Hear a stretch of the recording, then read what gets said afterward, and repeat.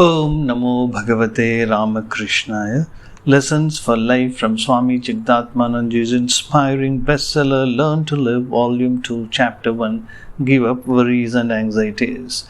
The glory of Shraddha, or implicit faith or trust in oneself and in God, is highlighted in this episode. The mirage of happiness. Vidura, after being rejected by Duryodhana, left Hastinapura and was wandering as a hermit in deep forests. After many years, he met Uddhava, an ardent devotee of Lord Sri Krishna. Vidura heard about the massacre of millions of people that took place during the Mahabharata battle. Vidura also heard about the end of Lord Sri Krishna's life and the destruction of the Yadava clan. Vidura was stunned by the cruel, inscrutable sport of fate. He was lost in deep thought for some time.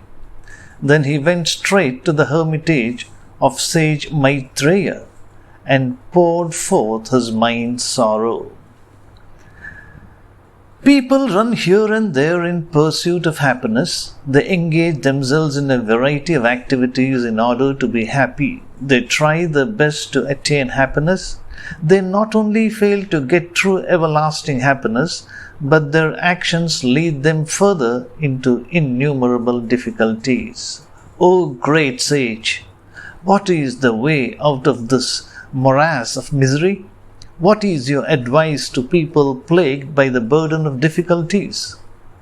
Vidura, who asked this question, was not an ordinary mortal. He was one of the greatest thinkers, one of the wisest men of that age.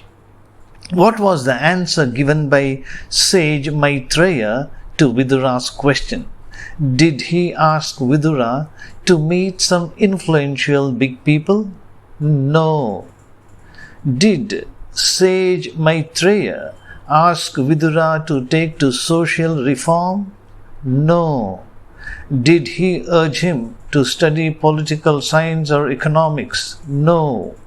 Nothing of these did sage Maitreya recommend. Sage Maitreya spoke only about the glory and greatness of God. That is to say, the sage Maitreya suggested a spiritual solution to the problems of life. Frankly speaking, what is the use of covering a festering wound with fragrant flowers? Complete freedom from all kinds of bondage is not easy to attain. We are tormented by the limitations which our mortal body and mind impose on us. We cannot fully escape from the influences exerted by other people on us. We cannot wholly free ourselves from the miseries caused by the fury of nature. Even when we seem to get some relief in a particular situation, we ultimately realize that it is only a partial or temporary relief. It is like the relief that we feel when we shift the luggage from the head to the shoulder. Therefore, worldly relief or material solutions are temporary and inadequate.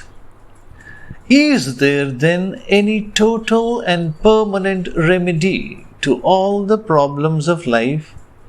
All the great scriptures of the world and men of realization have declared that there is a spiritual solution to the problems of life. Shraddha, or implicit faith in the words of scriptures and great men, is the bedrock of spiritual life. I repeat, Shraddha, or implicit faith in the words of scriptures and great men, is the bedrock of spiritual life. It is said in our holy scriptures that one who possesses this Shraddha, or divine faith, attains supreme knowledge. It is said in our holy scriptures like Srimad Bhagavad Gita that one who possesses this Shraddha or divine faith attains supreme knowledge. Shraddha inspires people to inculcate moral and spiritual virtues.